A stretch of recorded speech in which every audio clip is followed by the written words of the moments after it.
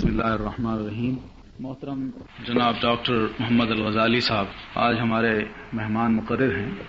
ہماری یہ بڑی خوش قسمتی ہے اور حقیقت میں دلی خوشی ہوتی ہے کہ محترم ڈاکٹر صاحب اپنے وقت کو نکال کے یہاں تشریف لاتے ہیں، اور اس اعتبار سے بھی بڑی خوشی ہوتی ہے کہ آپ کا تعلق ایک انتہائی بر صغیر کے علمی خاندان سے ہے.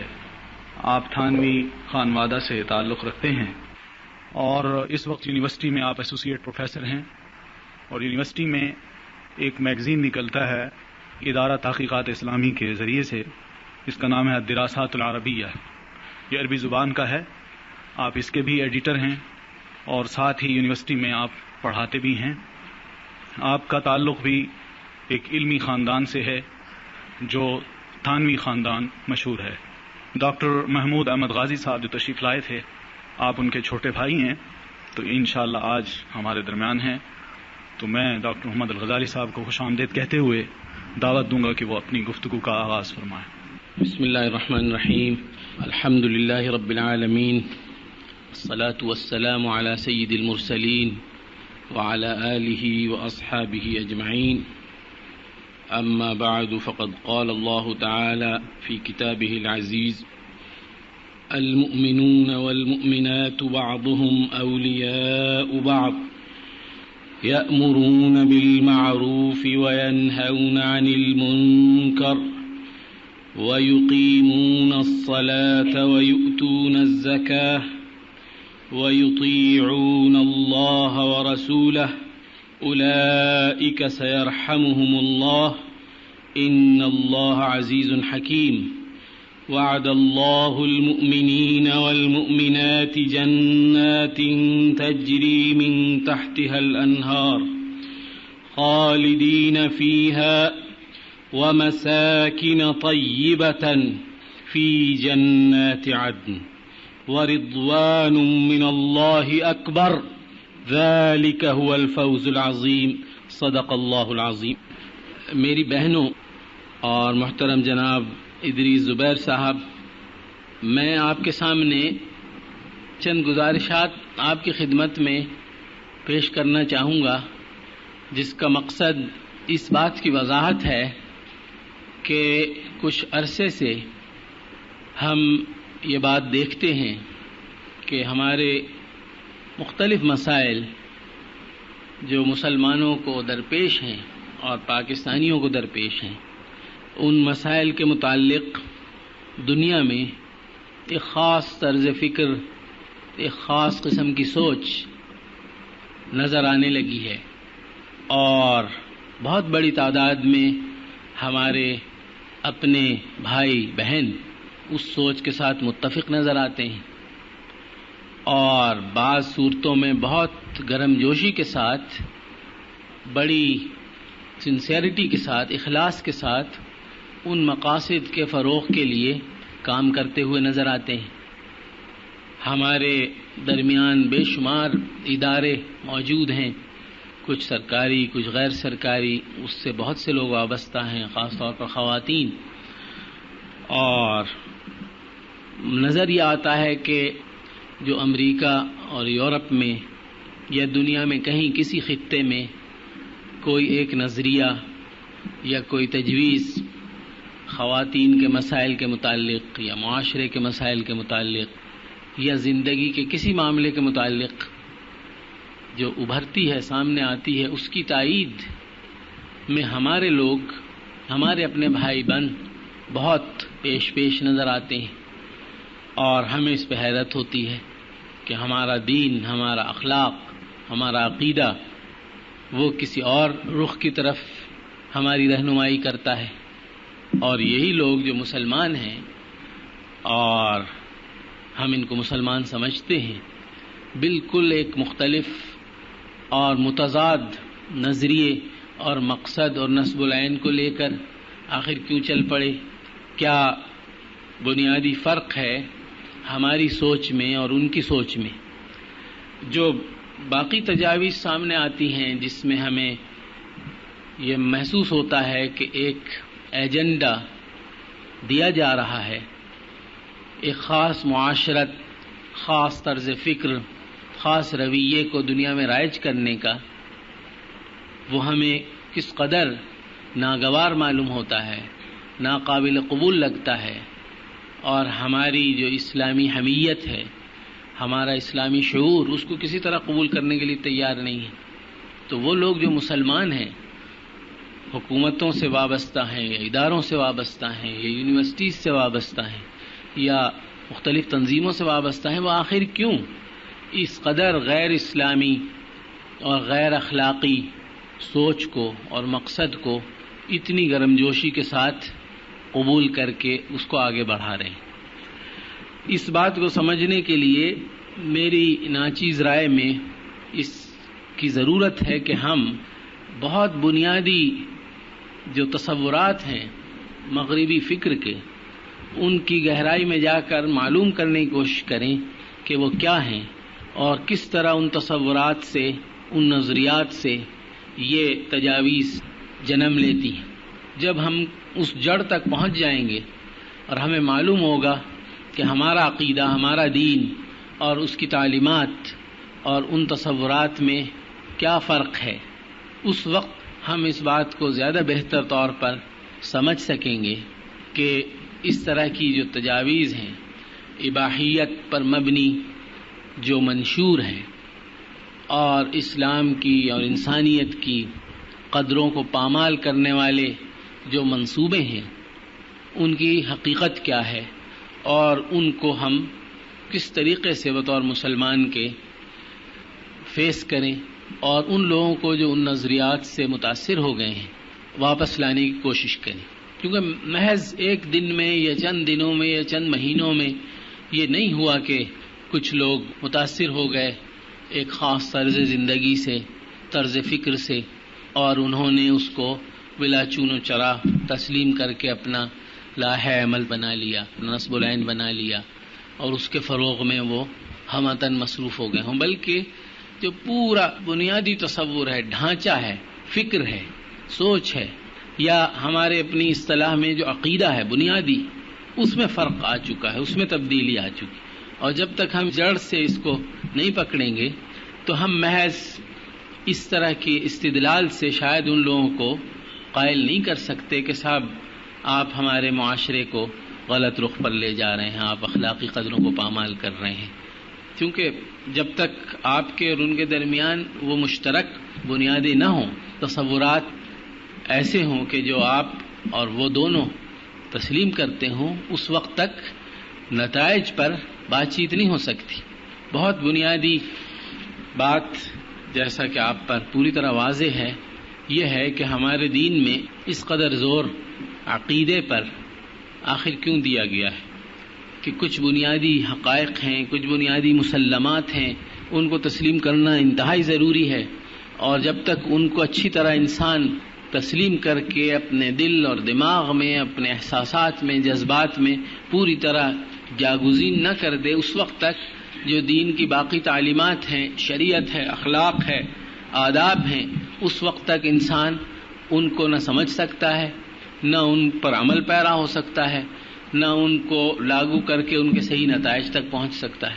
بالکل اسی طرح جو دوسری تہذیب ہے جو دنیا میں غالب ہے اس وقت، جس کے تصورات دنیا میں آج کل بہت فروغ پا رہے ہیں، بالکل اسی طرح ایک عقیدہ یا ایک کائناتی نظریہ یا بنیادی تصورات کا ڈھانچہ ان کے پاس بھی ہے، جو انہوں نے صدیوں کی پیدا ہونے والی تبدیلیوں کے نتیجے میں جس کو حاصل کیا ہے.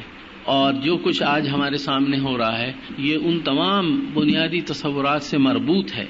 بالکل اسی طرح جیسے اسلام کی تمام تعلیمات جتنی بھی ہیں، چاہے وہ بہت بنیادی ہیں یا وہ محض جزوی اور ثانوی ہیں، ان سب کا تعلق بالآخر کسی نہ کسی طریقے سے جو بنیادی عقیدہ ہے توحید کا، اس سے جا کے مل جاتا ہے. یہ کہنا صحیح ہے کہ اسلام توحید کا دوسرا نام ہے، یہ اسلامی زندگی توحید پر عمل درآمد کا دوسرا نام. بالکل اسی طرح جو تصورات مغرب کے معاشرے نے 400-500 برس میں پیدا کیے ہیں اور جن کو اس کا عقیدہ کہا جا سکتا ہے، انہی تصورات سے یہ تمام نتائج پیدا ہو رہے ہیں. جب تک ہم ان تصورات گہرائی میں نہیں جائیں گے ہمیں معلوم نہیں ہوگا کہ جو بیماری ہے جس کے سمٹمز سامنے نظر آ رہے ہیں اس کی علت کیا ہے، اس کی حقیقت کیا ہے، اس کا سبب کیا ہے. اس وقت تک نتائج کو سمجھا بھی نہیں جا سکتا اور نتائج کے متعلق گفتگو جو ہے وہ مؤثر بھی نہیں ہو سکتی اور نتائج سے عہدہ برا بھی نہیں ہوا جا سکتا. تو اب میں آپ کی توجہ اس بات کی طرف مبذول کرانا چاہوں گا کہ جو ویسٹ ہے اس کی جو تاریخ ہے اس کا آغاز اس بات سے ہوتا ہے کہ ہمیں نظر آتا ہے کہ ان کے معاشرے میں ایک بہت ہی طاقتور، ایک بہت مستحکم ایک تنظیم ہے جس کا نام کلیسا ہے، چرچ ہے، اور تمام امور زندگی کے تمام معاملات، سیاست، معیشت، معاشرت، اخلاق، تعلیم، آداب، انسانی تعلقات، خاندان، ہر چیز اس چرچ کے ماتحت ہے. یہاں سے آغاز ہوتا ہے. تمام جو مورخین ہیں، تاریخ نویس، جنہوں نے اپنے متعلق اپنی نام نہاد ترقی کے متعلق جو لکھا ہے وہ سب اپنی تاریخ کا آغاز اس دور سے کرتے ہیں کہ جب ان کے معاشرے میں کلیسا کو، مذہبی پیشواؤں کی تنظیم کو مکمل بالادستی حاصل تھی. اور یہ وہی زمانہ ہے کہ جب مسلمانوں کے ہاں عالم یہ تھا کہ مسلمان تہذیب اور تمدن اور ثقافت اور علوم اور سیاست اور معیشت، معاشرت دنیا میں فروغ پا رہی تھی، اور رسول اللہ صلی اللہ علیہ وسلم کے دنیا سے تشریف لے جانے سے پہلے ہی جو اسلامی تہذیب ہے، اسلامی دعوت ہے اور پیغام ہے وہ جزیرہ عرب کی حدود سے باہر نکل چکا تھا. آپ کو معلوم ہے کہ رسول اللہ صلی اللہ علیہ وسلم نے اپنی آخری وصیت جس لشکر کے بھیجنے کے متعلق فرمائی تھی وہ لشکر جزیرہ عرب سے باہر جانے والا تھا، اور اس کے نتیجے میں بے شمار تہذیبوں اور اقوام کے لوگ اور مختلف نسلوں کے لوگ اسلام کے دائرے میں داخل ہو رہے تھے اور اسلامی علوم ان کے ہاں رائج ہو رہے تھے، ان کی زندگیوں میں تبدیلی آ رہی تھی.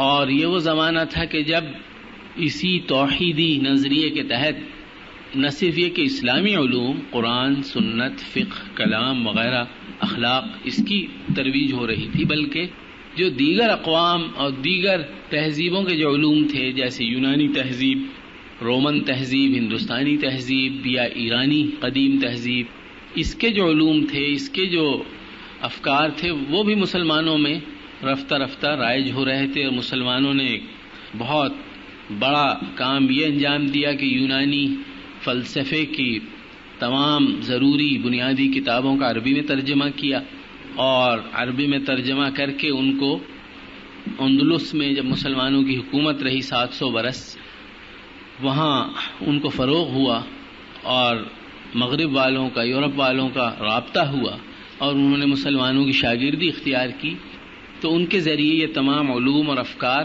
یورپ والوں تک پہنچے جس کے وہ قدرداں اور معترف ہیں.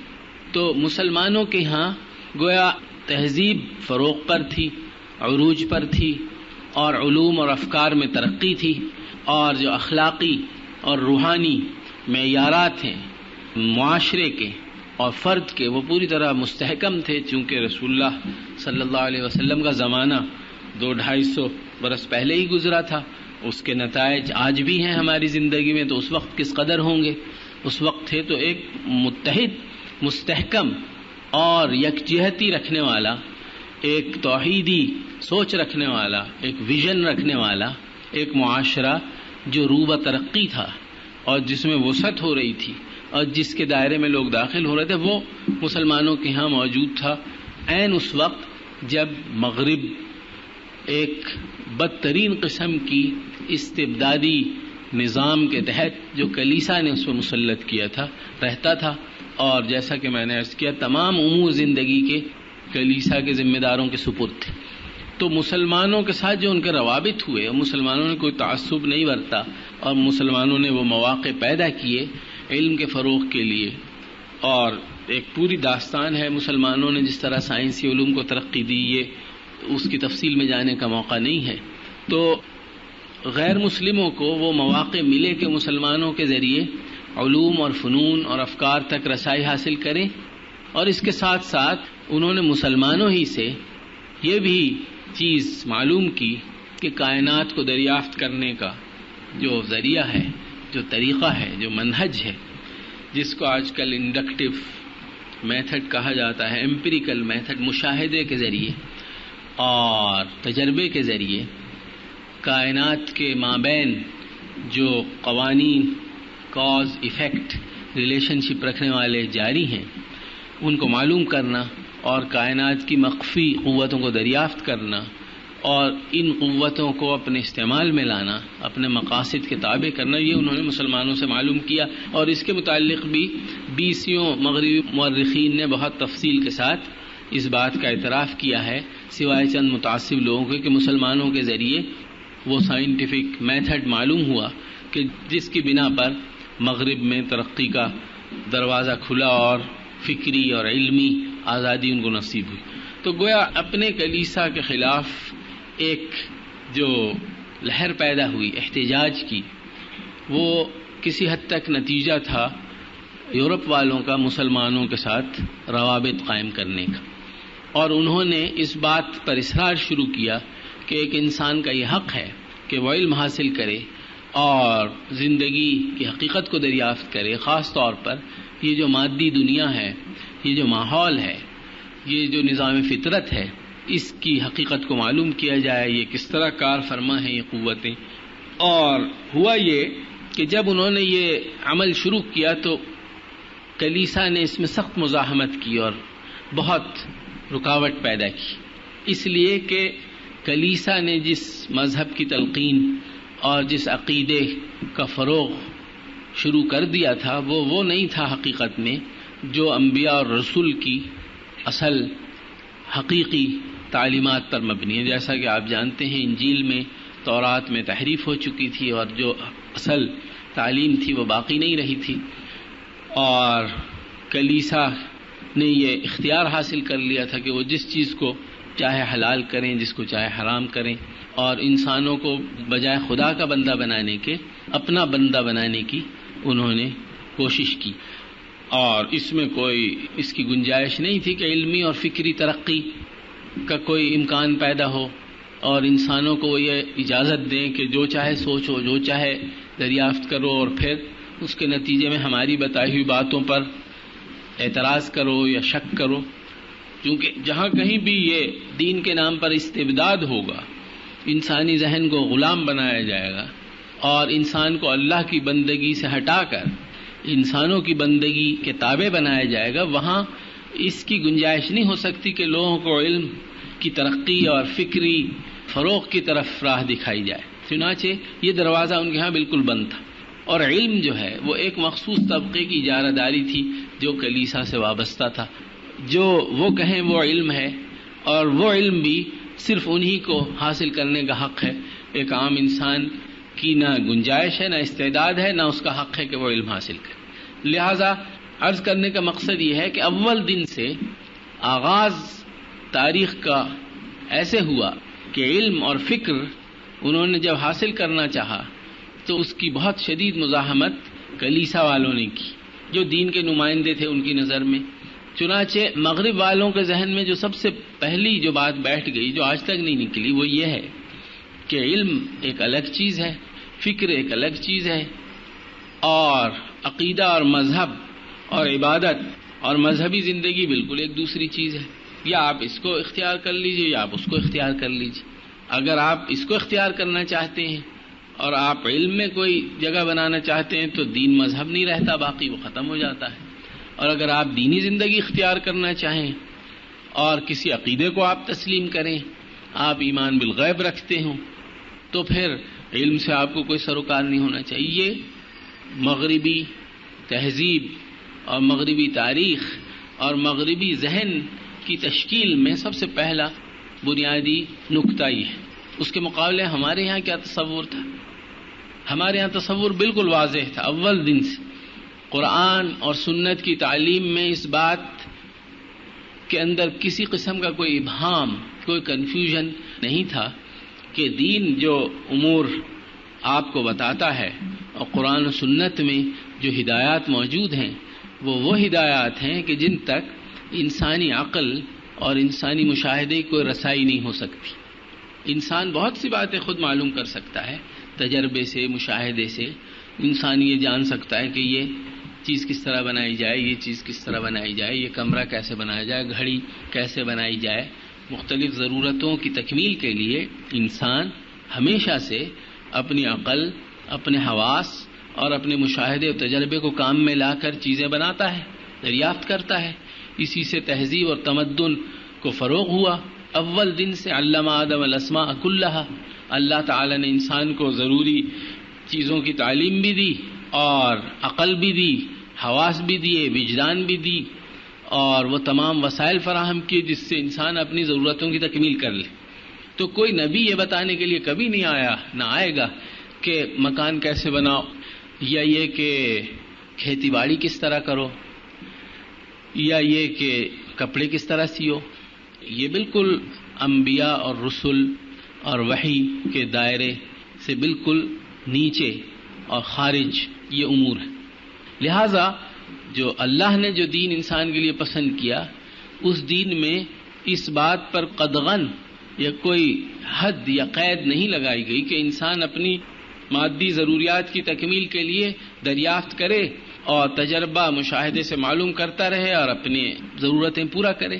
دین جو ہے وہ صرف یہ کہتا ہے کہ جب انسان اپنی سوچ اور اپنی دریافت کے آخری انتہا کو پہنچتا ہے، عقل سے پہلے حواس ہیں 5، اور حواس سے پہلے وجدان ہے، انٹیوشن. ہمیں معلوم ہوتا ہے کہ ہم تھک گئے ہیں، ہمیں بھوک لگی ہے، ہمیں پیاس لگی ہے، ہمیں اپنے بارے میں معلومات حاصل ہوتی ہیں وجدان کے ذریعے. اس سے بھی پہلے بالکل جبلت کے ذریعے کچھ چیزیں معلوم ہو جاتی ہیں.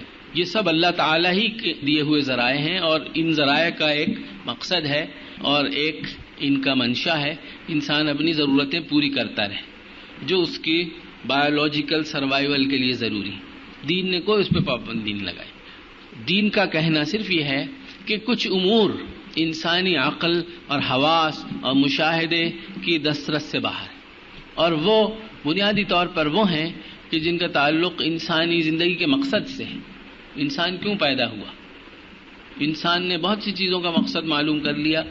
یہ آگ ہے، یہ پانی ہے، یہ ہوا ہے، یہ چیزیں ہیں، ان کو دریافت کر کے اس میں تبدیلی لا کر یہ بنایا جا سکتا ہے، یہ بنایا جا سکتا ہے، یا اس کو بہتر ایسے بنایا جا سکتا ہے. انسانی طبیعت میں ہے کہ وہ کیوریس ہے، تجسس رکھتا ہے، وہ نئے نئے سوالات اٹھاتا ہے، جوابات تلاش کرتا رہتا ہے. انسانی فطرت میں یہ بھی ہے کہ وہ ایک خاص کیفیت پر خوش نہیں رہتا، تبدیلی چاہتا ہے، تنوع چاہتا ہے، کیپریشس ہے، تو وہ نئی نئی ایجادات کرتا ہے، نئے نئے طریقے دریافت کرتا ہے، نئے طریقے سے مکان بناتا ہے، نئے ڈھنگ کے اور نئے انداز کے لباس بناتا ہے، نئے انداز کی غذائی ضروریات پوری کرتا ہے. تو یہ سب کرتا رہتا ہے. لیکن جو مکمل انسان ہے، پوری اس کی مکمل زندگی ہے پیدائش سے موت تک، اور تمام انسانوں کا یہ کارخانہ ہے. پھر یہ کائنات ہے، اور اس کائنات میں تمام وسائل، تمام خزانے اور تمام سہولتیں انسان کے لیے رکھی گئی ہیں. انسان نے آ کر ان کو استعمال کرنا شروع کیا، اور یہ جیسا کہ آج کل سائنس کہتی ہے کہ یہ انوائرنمنٹ جو ہے فرینڈلی ہے، انسانی ضرورت کی پوری تکمیل اس سے ہوتی ہے، اور یہ ماحول انسانی زندگی کی عین تقاضوں کے مطابق ہے. سب کچھ یہاں موجود ہے. تو اس سب کا آخر مقصد کیا ہے؟ یہ خود اپنی جگہ مقصد ہے، یا اس سے بڑھ کر آگے کوئی مقصد ہے؟ اس سے آگے دیکھنا چاہیے. تو وہ آگے انسان کیسے دیکھے؟ وہ سائنس کے ذریعے تو نہیں دیکھ سکتا، کسی لیبارٹری میں نہیں دیکھ سکتا، کسی ذریعے سے معلوم نہیں کر سکتا سوائے اس ذریعے کے جو عقل، حواس، وجدان اور جبلت سے بالا تر ہو. اور اس کو جاننے کے لیے ضروری ہے کہ خود اس کائنات کے بنانے والے کی طرف سے یہ علم انسان کو دیا جائے، کیونکہ اس کے پاس یہ علم ہے، اس نے بنایا ہے، اس نے انسان کو بھیجا ہے اور پیدا کیا ہے، اس کو ڈیزائن کیا ہے. اس کی نفسیات، اس کی خواہشات، اس کی جذبات، اس کے احساسات، اس کی تمام جو جبلت ہے، اس کو خالق نے پیدا کیا ہے. تو خالق جو ہے وہی یہ بتا سکتا ہے کہ انسان کی پوری زندگی کا کیا مقصد ہے. جزئیات تو آپ معلوم کر سکتے ہیں. جیسے مثلا یہ کمرہ ہے، اس میں بہت سی چیزیں آپ بتا سکتے ہیں کہ یہ لگا ہوا ہے، بجلی ہے، پنکھا ہے، گھڑی ہے، مائکرو فون ہے، کرسیاں ہیں، یہ کارپیٹ ہے، یہ اس کی میجرمنٹ ہے. بہت تفصیل آپ بتا سکتے ہیں. لیکن ایک لیول وہ بھی آئے گا کہ جب یہ بتانا پڑے گا کہ اس سب کا مقصد کیا ہے، اس پورے کا پرپز کیا ہے، یہ بتائیے آپ. تو آپ کو یہ بتانا پڑے گا کہ یہ الہدا کے نام سے ایک ادارہ ہے، اس کا ایک پروگرام ہے، اس کا ایک حصہ ہے. وہ الہدا تو ایک کوئی مادی چیز نہیں ہے کہ اس کو ٹچ کر لیں یہ الہدا ہے. اگرچہ وہ یہاں اس بلڈنگ میں موجود ہے، وہ کسی اور بلڈنگ میں بھی ہو سکتا ہے. وہ تو ایک ایبسٹریکٹ چیز ہے، مجرد چیز ہے، محسوس چیز نہیں ہے، مرئی چیز نہیں ہے، ویزیبل نہیں ہے، ٹچیبل نہیں ہے، ٹینجیبل نہیں ہے. تو ایک مجرد چیز. تو جب بھی عمومی مقاصد کی بات ہوتی ہے تو اس کے لیے مادی جو ہیں تنگیاں اس سے بالاتر ہو کر مجرد کی طرف جانا پڑتا ہے. اب اگر میں آپ سے کہوں کہ آپ پورے اس کمرے کی، اس کلاس روم کی حقیقت مجھ پہ واضح کیجیے اور بتائیے کہ یہ کیا ہے، تو آپ کہیں گے کہ یہ الہدا کا ایک حصہ ہے. تو الہدا کیا ہے؟ الہدا تو مجھے نظر نہیں آتا. آپ صرف وہ بتائیے جو مجھے نظر آئے. گویا آپ سائنسی حدود میں بات کیجیے، سائنٹیفک آپ کا ہونا چاہیے اپروچ. تو سائنٹیفکلی تو نہیں بیان ہو سکتا، اس لیے کہ الہدا تو کوئی گرفت میں آنے والی چیز نہیں ہے، یا ایک پروگرام ہے، ایک تربیتی کورس ہے. تو وہ کیا ہے، وہ کہاں ہے، مجھے دکھائیے. اس کا بھی وجود ایک عقیدہ ہے، ایک یقین ہے کہ اس کا وجود ہے. جی، اس یقین کے علاوہ تو اس کا کہیں وجود نہیں ہے. کہاں وجود ہے؟ اگر آپ نہ اس پہ یقین کریں تو کبھی بھی نہیں یقین کریں گے. تو اس لیے دین کا کہنا صرف یہ ہے کہ عقل سے، حواس سے، نظر سے ماورا جو امور ہیں، جو اس کی دسترس سے باہر ہیں، اس کی گرفت سے بالاتر ہیں، ان کو جاننے کے لیے، ان کو سمجھنے کے لیے ایمان بالغیب ضروری ہے. اور ایمان بالغیب جس کے پاس نہیں ہوگا وہ قرآن اور سنت کسی چیز سے فائدہ نہیں اٹھا سکتا، جیسا کہ قرآن کی بالکل ابتدائی آیات میں اس بات کا اعلان کر دیا گیا کہ ان کے لیے ہدایت ہے جو ایمان بالغیب رکھتے ہیں. تو ایمان بالغیب بہت بنیادی چیز ہے، یعنی وہ چیزیں جو نظر سے، عقل سے ماورا ہیں، باہر ہیں، ان کو تسلیم کرنا. اور ان کو تسلیم کرنے کا ذریعہ انبیاء کی تعلیمات ہیں، چونکہ انبیاء تک یہ علم، یہ ہدایت، یہ حقائق، یہ معلومات خود اللہ نے جو اس تمام اسکیم کا خالق ہے اس نے پہنچائی. اس کو مان کر پھر باقی چیزیں، نتائج خود بخود پیدا ہو جاتے ہیں. جب آپ نے اللہ کو مان لیا، اس کی صفات کو مان لیا، وہ مالک یوم الدین ہے، آخرت کے لیے آپ کو سب کچھ کرنا ہے، پھر آخرت کو اگر مان لیا تو پھر دنیا میں کس طرح رہنا، باقی سب نتائج ہیں. تو جب یہ ورلڈ ویو، پورا کائناتی نظریہ آپ مان لیں تو اس کے بعد تمام نتائج منطقی طور پر لاجیکلی خود بخود فالو کرتے ہیں، اس میں کسی اور مزید اس کی ضرورت نہیں. لیکن ایمان بالغیب بہت ایک بنیادی اور اہم اور بیسک فنڈامنٹل ایک تصور ہے، ایک یقین ہے، ایک عقیدہ ہے. اور اس کو ماننا، تسلیم کرنا، یہ بھی عرض کر دوں کہ کوئی ان سائنٹیفک یا ارریشنل بات اس لیے نہیں ہے کہ اس زندگی میں بے شمار امور ہیں جو ہم مانتے ہیں بغیر کسی سائنسی استدلال کے، بغیر کسی لاجیکل پروف کے. اب میرے متعلق ادریس بھائی نے جو کچھ فرمایا وہ غلط بھی ہو سکتا ہے. خبر جو ہے، انہوں نے ایک انفارمیشن دی، صحیح بھی ہو سکتی، غلط بھی ہو سکتی، تو کیوں آپ نے مان لی؟ سب جھوٹ ہو سکتا ہے. کسی کو سڑک پہ سے پکڑ لائے ہوں، کچھ آپ کا وقت ضائع کرے یہاں آ کر اور بے معنی باتیں کرے، یہ بھی تو ہو سکتا ہے. کیوں آپ نے یقین کی؟ آپ نے ٹکٹ خریدا لاہور جانے کے لیے اور جہاز میں آپ جا کے بیٹھ گئی، اتنی پرخطر اور اتنی ہائیلی رسکی چیز جو فضا میں چلی جائے گی. ایک آدمی کے اوپر سارا دار و مدار ہے، اس کی عقل پر، اس کی ایکسپرٹیز پر، اس کی سمجھ بوجھ پر، اس کے حواس پر، اس کے الرٹ ہونے پر. اپنی زندگی کو آپ نے اس کے سپرد کر دیا اور کہیں بھی لینڈ کر لے، کریش ہو جائے خدا نہ خواستہ، لاہور میں نہ اتارے، آپ کو لاڑکانے میں لے جا کے اتار دے. آپ نے کیوں یقین کیا کہ وہ لے جائے گا؟ اور اگر آپ یقین نہ کریں اور آپ ڈیمانڈ کریں لاجیکل پروف، سائنٹیفک ایویڈنس، تو آپ کبھی لاہور جانے قابل نہیں ہوں گی. اسی طرح اگر آپ کسی ڈاکٹر کے پاس علاج کے لیے جائیں اور آپ یہ اس سے کہیں کہ نہیں تمہارے بیان پر ہمیں یقین نہیں ہے، جب تک ہمیں پورا ثبوت جو سائنسی معیار سے پورا ثبوت ہو، ہمیں وہ نہ مل جائے کہ تم جو دوا ہمیں دے رہے ہو وہ دوا ہمارے لیے واقعی مفید ہے اور اس سے ہماری صحت بحال ہو جائے گی. کیا ثبوت وہ دے سکتا ہے آپ کو بتائیے؟ اگر وہ یہاں تو ڈاکٹر کے پاس اتنا وقت بھی نہیں ہوتا، لیکن اگر اتنا وقت ہو تو وہ آپ کو اپنی ڈگری دکھا دے گا. وہ ڈگری کیا ہے؟ وہ بھی تو ایک اطلاع ہے کہ فلاں فلاں صاحب نے فلاں سن میں داخلہ لیا اور 4-5 سال گزارے اور تجربے کیے اور تمام مطالعہ ضروری کیا اور انہوں نے یہ ڈگری حاصل کی. وہ بھی تو ایک اطلاع ہے. یا میڈیکل کونسل کا جو ایک ہے اجازت نامہ پریکٹس کرنے کا، وہ بھی ایک اطلاع ہے. تو عرض کرنے کا مقصد یہ ہے کہ انسان حقیقت میں اس زندگی میں بے شمار اطلاعات پر یقین رکھتا ہے، اور اگر وہ یقین نہ رکھے، اگر وہ یہ سمجھے کہ سائنسی یا لاجیکل پروف ضروری ہے چیزوں کو ماننے کے لیے، تو وہ زندگی میں ایک کام بھی نہیں کر سکتا، وہ رہ نہیں سکتا، وہ پاگل خانے میں پہنچ جائے گا بہت جلدی. اس لیے یہ ایک بہت بڑی غلط فہمی ہے کہ انسان یہ سمجھے کہ سائنس سے ہی سب کچھ معلوم ہوتا ہے، باقی کہیں سے نہیں معلوم ہوتا. یہ ایک بہت بڑا دھوکہ ہے اور غلط دعویٰ ہے. ہم نے اپنے ماں باپ کو بھی پہچانا سائنس سے نہیں ہے کہ سائنٹیفک کوئی ایویڈنس ہمارے پاس ہو جس کا ثبوت بالکل یقینی اور قطعی ہو، جس کو کوئی شک و شبہ جس میں پیدا نہ کیا جا سکے. یہ نہیں ہے، بلکہ ایک اطلاع ہے.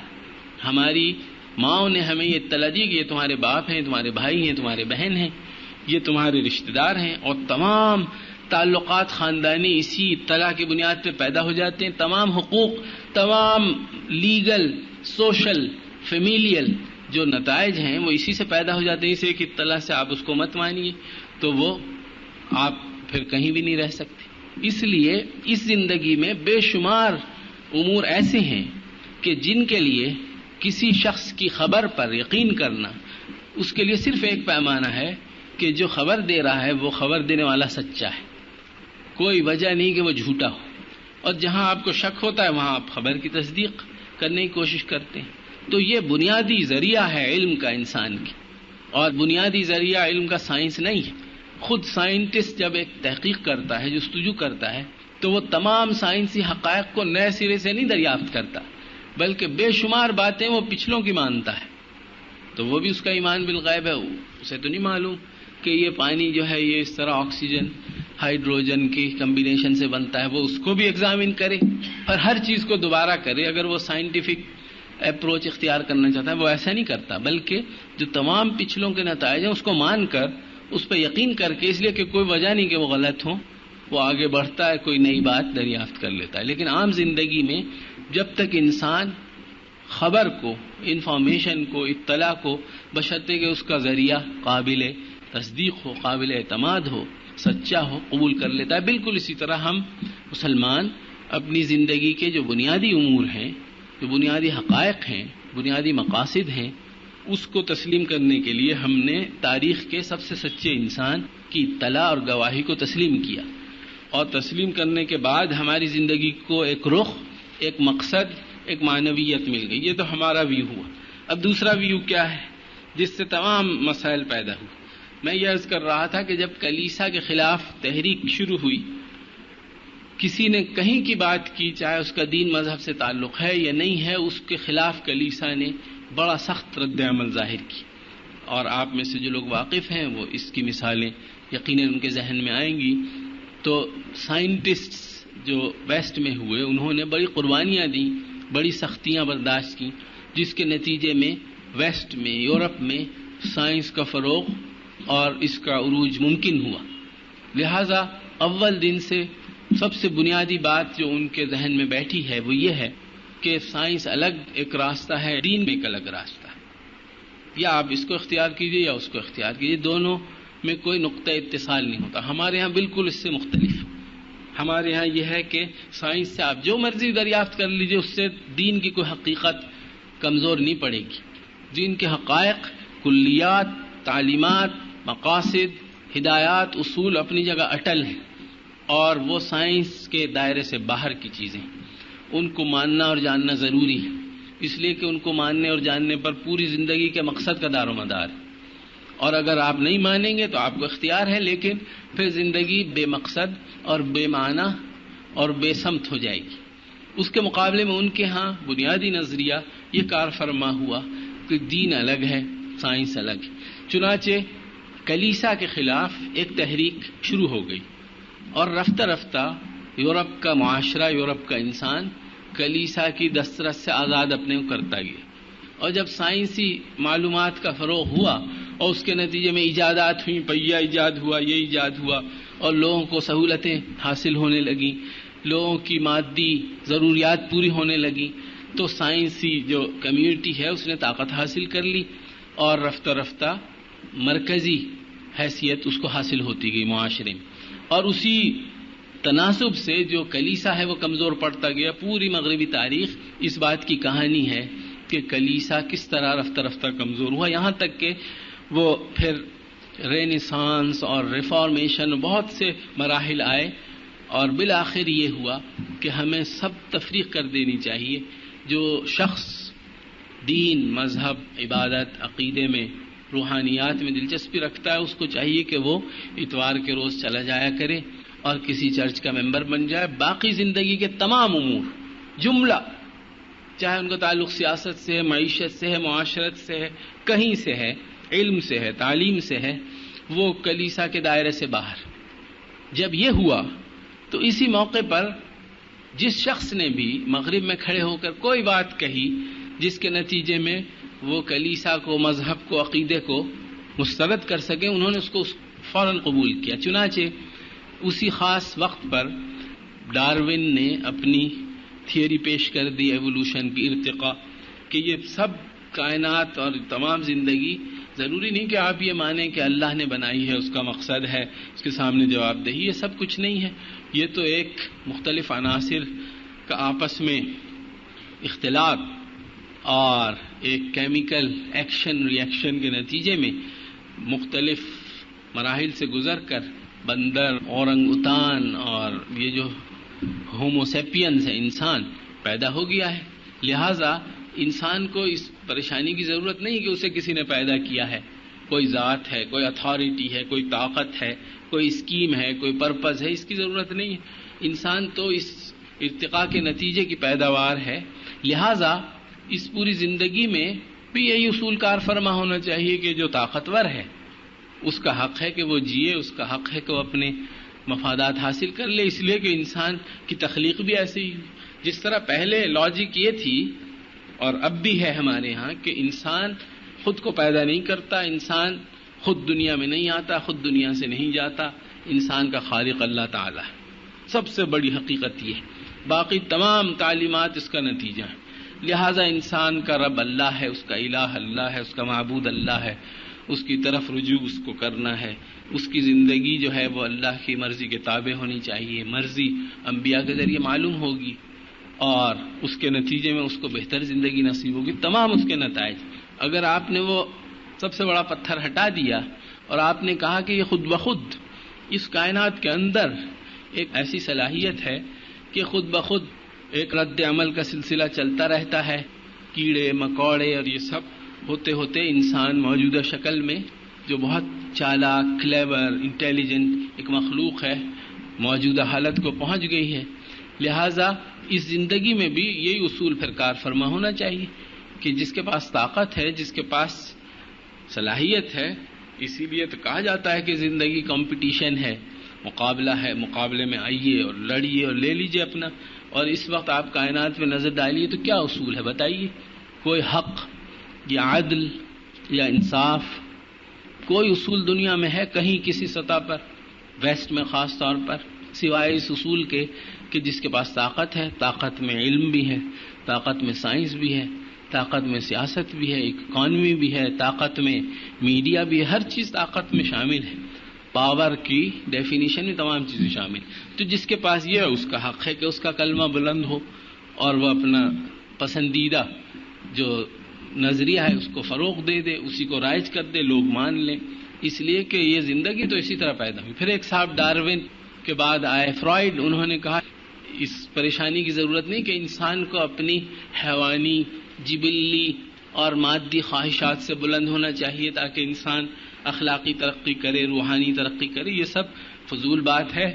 انسان تو محض اپنی لوئسٹ جو ڈیزائر ہے اس کا ایک اسیر ہے، اس سے بڑھ کر اس کی کوئی حقیقت نہیں۔ جو کچھ وہ کرتا ہے وہ اسی فرسٹریشن کے نتیجے میں کرتا ہے جو اس کو حاصل ہوتی ہے ان خواہشات کی تکمیل نہ ہونے سے. یہ انہوں نے انسانی نفس کا نظریہ بیان فرمایا، اس کو بھی فوراً قبول کر لیا گیا، اس لیے کہ وہ مرحلہ تھا کہ جب ایسے تمام تصورات کو قبولیت حاصل ہو رہی تھی جس کے نتیجے میں دین سے چھٹکارا مل جائے، عقیدے سے، کلیسا سے اور یہ تمام امور. رفتہ جس چیز پر فوکس ہوا وہ یہ کہ انسان آزاد ہے اور انسان کا کوئی خالق نہیں ہے، انسان دین کے بغیر بالکل مکمل ہے. انسانی زندگی کا مقصد کیا ہے؟ پھر یہ سوال پیدا ہوا. تو پہلے تو یہ کہا گیا کہ عقل سے وہ مقصد معلوم کیا جا سکتا ہے، لیکن عقل کے متعلق بہت شکوک شبہات پیدا ہوئے. عقل تو کوئی متعین چیز نہیں ہے، ہر ایک کی عقل اپنی ہے. عقل تو خود ڈیفائن نہیں ہو سکتی. عقل کیا ہے؟ ایک بھوکے آدمی کی عقل کچھ اور کہتی ہے، ایک بہت متمول آدمی کی عقل کچھ اور کہتی ہے، جس کے پاس حکومت ہے اس کی عقل کچھ اور ہے، جس کے پاس کچھ نہیں ہے اس کی عقل کچھ اور کہتی ہے. تو عقل ایسا آبجیکٹو پیمانہ نہیں ہے جو سب کے لیے قابل قبول ہو، جس پر سب متفق ہو جائیں. لہذا عقل کو بھی انہوں نے مسترد کیا اور رفتہ انہوں نے صرف تجربے مشاہدے کو پیمانہ تسلیم کیا، جس کو سائنٹزم کہا جاتا ہے کہ سائنٹیفک کرائیٹیریا جو ہے وہ ہونا چاہیے تمام حقائق معلوم کرنے کا. اور سائنٹیفک کرائیٹیریا یہ ہے کہ جس طرح زولوجی حیوانیات نام ہے اس چیز کا کہ جانوروں کے بیہیویئر کو آپ دیکھیں، آبزرو کریں اور ریکارڈ کریں ڈیٹا اور اس کو پھر اینالائز کریں اور اس میں جو پیٹرن آپ کو نظر آئے اس کی روشنی میں آپ معلوم کر لیں کاز ایفیکٹ ریلیشن شپ کیا ہے، ریٹ کیسے بیہیو کرتا ہے، کیٹ کیسے بیہیو کرتی ہے، اسی سے زولوجی کا علم معلوم ہوتا ہے.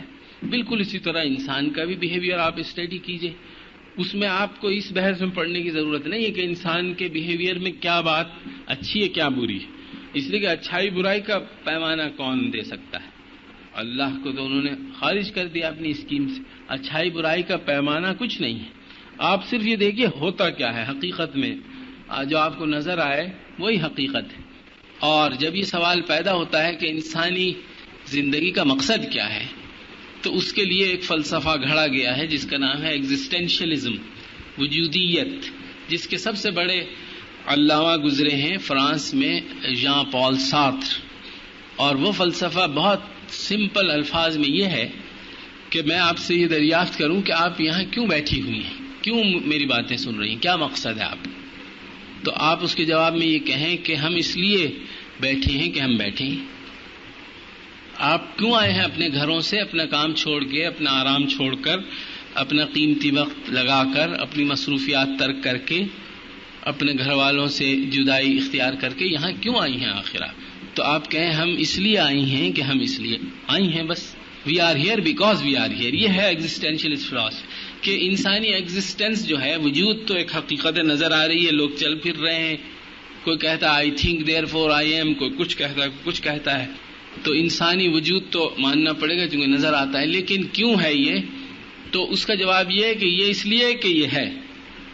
We are here because we are here. میں یہاں آیا ہوں، آپ پوچھیں کیوں آئے ہو تو میں کہوں میں آیا ہوں اس لیے کہ میں آیا ہوں. تو یہ ہے، اس کا مقصد صرف یہ ہے کہ انسان کو بالکلیہ اور مکمل طور پر اللہ کی بندگی سے نکال دیا جائے. اور انسانی آزادی کا جو تصور ہے وہ چاہے کتنا بھی اٹریکٹ کرتا ہو، اپیل کرتا ہو، وہ ان لوگوں کو اپیل کرنا چاہیے کہ جو اس کی گہرائی سے اور اس کے پس منظر سے واقف نہیں ہیں، لیکن جس کو کہا جاتا ہے فریڈم، یہ اللہ کے مقابلے میں سب سے بڑی بغاوت ہے جو تاریخ انسانی میں آج تک کسی نے کی ہے، بت پرستی سے بھی بڑھ کر. اور حقیقتاً قرآن کی روح سے یہ سب سے بڑی بت پرستی، اس لیے کہ جب آپ یہ کہتے ہیں کہ انسان آزاد ہے اور مطلقاً آزاد ہے اور وہ کسی دین، کسی مذہب، کسی خدائی تعلیمات یا پیغمبری ہدایات یا اخلاقی نظام یا کسی ایسے اصول کا پابند نہیں ہے جو دائمی ہو، جس پر ہمیشہ انسانوں کو جج کیا جانا چاہیے، اگر یہ آپ کہتے ہیں تو اس کا دوسرے الفاظ میں مطلب یہ ہے کہ انسان اپنی جو خواہشات ہیں، اپنی نفسانی اور سفلی اور بہیمانہ اینیمل جو خواہشات ہیں ان کا اسیر ہے اور ان کا غلام ہے. اور یہ قرآن نے بہت واضح الفاظ میں کہا ہے کہ اس سے بڑھ کر گمراہی نہیں ہو سکتی. وَمَنْ أَضَلُّ مِمَّنِ اتَّبَعَ هَوَاهُ بِغَيْرِ هُدًى مِّنَ اللَّهِ أَفَرَأَيْتَ مَنِ اتَّخَذَ إِلَٰهَهُ هَوَاهُ. کہ بدترین گمراہی جو ہو سکتی ہے وہ یہ ہے کہ انسان اپنی خواہش کو اپنا خدا بنا لے. اور اس زمانے کے انسان نے صرف یہ کام کیا ہے کہ اپنی خواہش کو اپنا خدا بنا لی. اب اس کے نتیجے میں جب یہ سوال پیدا ہوا کہ اگر سب انسان بالکل آزاد ہیں، اور بے شمار مفکرین نے، ادیبوں نے، شاعروں نے، فلسفیوں نے اس میں حصہ لیا، یہ 200-300 سال میں یہاں تک پہنچا. لاکس اور ہابس اور روسو اور پولیٹیکل اور اکنامک اور سوشل جو تھنکرز ہیں، انہوں نے اپنی اس تھیوری کو، اس نظریے کو فروغ دینے میں، اس کو واضح کرنے میں، اس کی مختلف شکلوں کو بیان کرنے میں اپنا اپنا حصہ لیا. تو سوال یہ پیدا ہوا کہ پھر انسان اگر اس طرح سب آزاد ہیں اور فری ہیں اور اپنی خواہشات کی تکمیل میں بالکل ان کے اوپر کوئی قدغن نہیں ہے، پھر تو معاشرے میں ٹکراؤ ہوگا، معاشرے میں کیوس ہوگا اور تعارض ہوگا، تناقض ہوگا، جھگڑے ہوں گے، لڑائی ہوگی. اس کو کیسے ریزالو کیا جائے؟ اس کو ریزالو کرنے کا طریقہ ہے سوشل کانٹریکٹ. اس لیے کہ سوشل کانٹریکٹ ہمیشہ ان لوگوں کے درمیان ہوتا ہے کہ جو فری ہیں، جو چاہیں تو ایک کام کو کریں، چاہیں تو مت کریں. میرے پاس اس چیز کی ملکیت ہے، آپ سے سیل کا کانٹریکٹ کرنے کا مطلب یہ کہ میں چاہوں آپ کو بیچوں، چاہوں نہ بیچوں، یہی ہے نا. اور آپ بھی آزاد ہیں، چاہے خریدیں چاہے مت خریدیں. اگر ہم ایگری کر جائیں تو یہ سیل ہو سکتی ہے. ٹھیک ہے. اسی طرح ہم زندگی کے مالک ہیں اور ہمارے اوپر کسی قسم کو قدغن نہیں ہے، مگر چونکہ اگر تمام انسان اس زندگی میں بالکل فری رہیں تو ظاہر ہے جس طرح ٹریفک کا اصول ہے کہ ہر ایک کو گاڑی رکھنے کا حق ہے، چلانے کا بھی حق ہے، سڑک سب کی ہے، لیکن اگر سب بیک وقت ہر رخ پہ چلنے لگیں اور کسی اسپیڈ لیمٹ کے بغیر تو سب کا ہی نقصان ہے نا. تو اس لیے کچھ اصول ضوابط وضع کر لیے گئے تاکہ سب اپنا حق اس طرح حاصل کریں کہ سب کی بہتری اس میں ہو. بالکل اسی طرح چونکہ زندگی میں سب آزاد ہیں، لیکن اگر ہر ایک اپنا انٹرسٹ، اپنا مفاد، اپنی خواہش کی تکمیل بے حساب حد شروع کر دے تو ظاہر ہے کہ پھر کسی کو بھی یہ موقع نہیں ملے گا کہ وہ اپنی ضرورت پورا کر سکے، اپنی خواہش کو پورا کر سکے. اس لیے ایک سوشل کانٹریکٹ کا نظریہ وجود میں آیا جس کا مقصد یہ ہے کہ انسان اپنی آزادانہ رائے سے اور مرضی سے اپنی کچھ آزادی جو حقیقتاً ان کی اپنی ہے وہ تھوڑا سا اس کا ایک پورشن دے دیں تاکہ اس آزادی کے ذریعے ان کے تمام امور کو مینیج کیا جائے، آرگنائز کیا جائے، اسٹریم لائن کیا جائے اور وہ چیزیں کی جائیں جس کی انہیں خواہش. چنانچہ یہ پورا جو جمہوریت کا نظریہ ہے یہ اس سے مربوط. اور پارلیمنٹ اسی لیے ساورن ہے. پارلیمنٹ از ساورن، اقتدار اعلیٰ پارلیمنٹ کے پاس ہے، اور پارلیمنٹ کو یہ بھی حق ہے کہ وہ یہ بھی قانون بنا دے کہ انسان جو ہیں بغیر شادی کے بھی رہ سکتے ہیں، ہم جنسی بھی جائز ہے. اور ابھی امریکن سپریم کورٹ نے یہ فیصلہ دیا ہے 3 کیسز میں کہ اگر اولاد اس کی خواہش رکھے کہ وہ اپنے ماں باپ کو ڈائیورس کر دے تو اس کو اجازت. اب کہیں آپ نے ماں باپ کو ڈائیورس کرنے کا سنا ہے؟ وہ اس لیے وہاں سوال کیا پیدا ہوا؟ وہاں سوال یہ پیدا ہوا کہ کیا ماں باپ کا وجود یا ماں باپ کے رشتے کا تقدس ایسی چیز ہے کہ اگر انسان اس کو نہ اختیار کرنا چاہیں تو ان کو پابند کیا جائے کہ نہیں، اس کے ضرور اس کو قبول کریں اور اس کی پابندی کریں اور ان تعلقات کو آبزرو کریں. یہ تو انسانی فریڈم کے خلاف ہے. جہاں فریڈم کی بات آئی ریجیکٹ. اگر انسانی فریڈم میں خاندان اور شادی اس میں اگر رکاوٹ ہے تو یہ بھی نہیں چاہیے. جو انسانی فریڈم کو کرب کرنے والی یا ہارم کرنے والی یا لمٹ کرنے والی کوئی چیز ہے وہ منظور نہیں. لہذا سب سے بڑا جو عقیدہ ہے انسان کا اس وقت وہ فریڈم ہے. تمام آپ دیکھیے اکانومی میں، پالیٹکس میں، ہیومن رائٹس، ویمنز اسٹڈیز، ہر چیز میں انسان کو فری ہونا چاہیے، بس وہ فری رہے. اس کے مقابلے میں ہمارا کیا نظریہ ہے؟ ہمارا نظریہ یہ ہے کہ یہ زندگی تو ہماری نہیں ہے، ہم نے خود اس کو پیدا نہیں کیا، یہ ایک ٹرسٹ ہے، امانت ہے، خلافت ہے. انسان سب سے بہتر مخلوق ہے. انسان کسی کیمیکل ریئیکشن سے کیڑوں مکوڑوں کے عمل کے نتیجے میں وجود میں نہیں آیا. انسان کو پیدا کیا گیا ہے, ڈیزائن کیا گیا ہے اور اس کو تیار کیا گیا ہے, اپوائنٹ کیا گیا ہے, بہترین تخلیق اس کی گئی ہے, ان دی فائنسٹ فارم, فی احسن تقویم, اور نفخت فیہ من روحی, اور وہ اس قدر بلند ہے کہ اس کو فرشتوں کو حکم ہوا کہ اس کو سجدہ کریں, اور وہ ایسا انسان ہے کہ جو حیوانی خصائص بھی رکھتا ہے اور روحانی خصلتیں بھی رکھتا ہے. اس بنا پر اس کو یہ بار امانت سپرد کیا گیا اور اس کو یہ امتحان میں ڈالا گیا, اس کے سامنے زندگی کی یہ امکانات رکھے گئے اور اس کے سامنے یہ مواقع پیدا کیے گئے کہ وہ اللہ تعالیٰ کے مقاصد کی تکمیل کرے, تاکہ اس کو بہت بہتر اور بہت اعلیٰ اور عرفہ اور حقیقی خوشی کی زندگی نصیب ہو اگر وہ چاہے. اس اسکیم کے مقابلے میں دوسری اسکیم یہ ہے کہ کچھ نہیں ہے.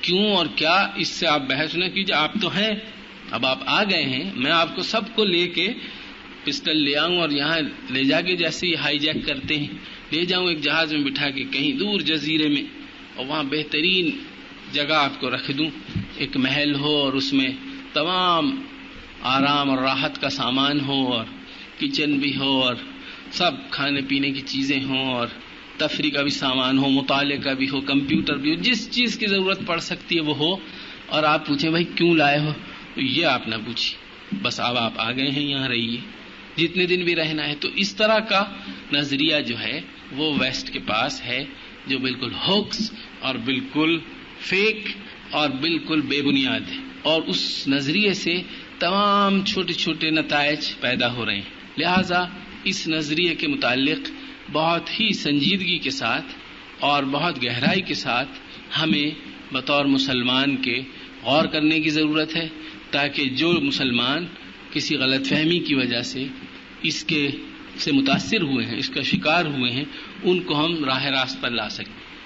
چنانچہ میں نے جو عرض کیا تھا کہ انسانی تعلقات کا جو سب سے بڑا پرنسپل ہے وہ ہے کمپٹیشن.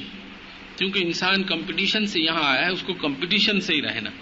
تو سیاسی, معاشی, معاشرتی ہر سطح پہ کمپٹیشن. اس کا نتیجہ کیا ہوگا کہ ان تمام انسانوں کو مختلف طبقات میں خود بخود تقسیم کر دیا جائے گا. ایک طبقے کا دوسرے طبقے کے مقابلے میں کیا مفاد ہے اور دوسرے طبقے کا کیا مفاد ہے. جنریشن گیپ, بچوں کا بڑوں کے مقابلے میں بچے پیرس اور وہاں بون میں پولیس کو فون کر کے بلا لیتے ہیں. ان کو بہت اس پہ فخر ہے کہ صاحب ہمارے ہاں بچے کو یہ حق ہے کہ وہ پولیس کو فون کر دے. میرے ایک دوست کے ساتھ یہ ہوا, پیرس میں رہتے ہیں, پاکستانی ہیں, وہ دوسرے بچوں کے ساتھ کھیلتے کھیلتے اس نے معلوم کر لیا کہ جب ابا پٹائی کریں یا اماں ڈانٹیں تو اس نمبر پہ فون کر دینا. اس نے فون کر دیا اور پولیس آ گئی. جب پولیس آ گئی تو وہ تھا پاکستانی مسلمان بچہ, وہ ڈر گیا اور بہت وہ ہوٹر ووٹر بجا اور وہ ایک دم سے آ گئے کہ کدھر ہے تمہاری ماں. تو وہ ڈرا, پھر اس نے کہا نہیں وہ غلط فون کر دیا تھا, یہاں کچھ نہیں ہوا. تو یہ ہے کہ بچے کو یہ حق ہے کہ وہ پولیس کو فون کر کے بلا لے, اور بیگم صاحبہ کو حق ہے کہ وہ بلا لیں اگر شوہر سے ناراضگی. اس سب عرض کرنے کا مقصد یہ نہیں ہے کہ میں یہ دعویٰ کرتا ہوں کہ جس معاشرے میں ہم رہتے ہیں اس میں سب کچھ ٹھیک ہے, بالکل ہرگز یہ مقصد نہیں. یقیناً بلا شبہ جو حقوق ہیں ہمارے ایک دوسرے پر, ان حقوق کی ادائیگی میں بہت خرابیاں ہیں. بالکل اسی طرح جو خواتین کا مثلا مقام و مرتبہ ہمارے دین نے تجویز کیا ہے وہ حاصل نہیں ہے. اسی طرح بزرگوں کا, بڑوں کا جو مرتبہ ہونا چاہیے وہ حاصل نہیں, جو اساتذہ کو ہونا چاہیے وہ حاصل نہیں, جو چھوٹوں کے حقوق ہیں شاید وہ بھی حاصل نہیں. لیکن سوال یہ پیدا ہوتا ہے کہ ہم ان تمام امور پر نظر ڈالیں, غور کریں, اپنے نظریے کے روح سے یا ان کے نظریے کی روح سے. اگر ان کے نظریے کی روح سے کرنا ہے تو بھی اللہ تعالیٰ نے مجبور نہیں کیا, لا اکراہ فی الدین, دین میں کوئی زبردستی نہیں. قد تبین الرشد من الغی, گمراہی اور ہدایت الگ الگ واضح ڈسٹنگوش کی جا سکتی ہے, پہچانی جا سکتی. فمن شاء فلیؤمن ومن شاء فلیکفر, جو چاہے ایمان لائے, اور ایمان لائے تو پھر پورا لائے. ادخلوا فی السلم کافہ, اور پھر پورے اس کے نتائج حاصل کرے تاکہ اس کو فائدہ پہنچے دنیا میں بھی اور آخرت میں بھی. اگر وہ نہیں لانا چاہتا تو پھر وہ دوسرے نظریے کو پوری طرح قبول کر لے تاکہ اس سے اگر کچھ فوائد اس کو حاصل ہو سکتے ہیں. لیکن لیہلک من ہلک عن بینہ ویحیی من حی عن بینہ، قرآن نے بہت واضح طور پر کہا ہے کہ جو کوئی بھی حقیقت کو قبول کرتا ہے تو وہ سوچ سمجھ کے قبول کرے، اور جو اس کو نہیں قبول کرتا اور ہلاکت کا راستہ اختیار کرتا ہے اسے بھی سوچ سمجھ کے کرنا چاہیے۔ یہ تو انسان کا حق ہے کہ وہ جس رویے کو، جس راستے کو اختیار کرے خوب سوچ سمجھ کے اچھی طرح اس کے تمام پہلوؤں پر غور کر کے کرے۔ لہٰذا ہمارے لیے سوچنے کی بات یہ ہے کہ ہم اپنے عقیدے، اپنے اخلاق اور اپنے مقاصد کی روح سے تمام مسائل پر غور کریں، جن میں یہ مسئلہ بھی ہے جو بلا شبہ بہت اہم ہے اور بنیادی ہے، اور اس سے صرف نظر نہیں کیا جا سکتا کہ ہمارے معاشرے میں اگر وہ ایک اسلامی معاشرہ ہے تو خواتین کا کیا مرتبہ ہے اور کیا مقام ہے اور کیا ان کا کردار ہے اسلامی زندگی بنانے میں۔ اس دور کے ایک بہت بڑے مفکر اور مجاہد امام حسن البنا رحمۃ اللہ علیہ کا قول یہ ہے کہ اگر تم مجھ سے پوچھو کہ اسلامی معاشرہ کیا ہے یا کوئی معاشرہ اسلامی ہے یا نہیں ہے، تو میں یہ کہوں گا کہ اس معاشرے کی خواتین کا جائزہ لو، اگر وہ مسلمان ہیں تو وہ معاشرہ اسلامی ہے، اور اگر وہ مسلمان نہیں ہے تو وہ معاشرہ اسلامی نہیں ہے۔ حضور نے جو معاشرہ قائم فرمایا تھا وہ اس لیے اسلامی تھا کہ اس کی خواتین اسلامی تھیں، اور انہوں نے اپنا پورا فعال اور بھرپور کردار ادا کیا ہر سطح پر، ہر شعبے میں، اور وہ کردار بہت بنیادی تھا، اس میں کوئی شک نہیں ہونا چاہیے۔ قرآن اور سنت نے کوئی مرتبے میں تفریق نہیں کی۔ میں صرف ایک بات عرض کر کے اجازت لوں گا، اور وہ بات یہ ہے کہ تمام جو تعلیمات ہیں جن سے آپ واقف ہیں اور یہاں آ کر اور زیادہ واقفیت حاصل کی، ان تمام دین کی تعلیمات کا خلاصہ کیا ہے؟ خلاصہ یہ ہے کہ جو کچھ انسان اس دنیا میں کرتا ہے، جس حیثیت میں کرتا ہے، جس سطح پر کرتا ہے، اس کا بالآخر نتیجہ اس کو آخرت میں ملے گا، ٹھیک ہے؟ اور اصل جو ججمنٹ ہے، فیصلہ ہے، وہ آخرت ہی میں ہوگا، کون سچا ہے کون جھوٹا ہے۔ دنیا میں بہت سے لوگ غلط دعویٰ بھی کرتے ہیں، تو حضور نے جو تعلیم ہمیں دی اس کا خلاصہ یہ ہے کہ اس تمام دنیا کی کوششوں کا الٹیمیٹ جو نتیجہ ہے وہ آخرت میں نکلے گا، اور آخرت میں اللہ میاں نے کوئی الگ کمپارٹمنٹ عورتوں کا نہیں رکھا کہ یہ جو ہے نا یہ بی کیٹیگری کا جنت ہے، یہاں خواتین جائیں گی، اور یہ اے کیٹیگری کا ہے، یہاں مرد جائیں گے، یہ کہیں نہیں کہا۔ یا ہے جی کہیں اشارتاً کنایتاً یہ کہا ہو کہ نہیں نماز اگر گل محمد صاحب پڑھیں گے تو اس کا تو جنت میں یہ کمرہ ملے گا، اگر زینب بیوی پڑھے گی تو وہ یہاں جائے گی۔ یہ سب خرافات ہمارے یہاں نہیں ہے۔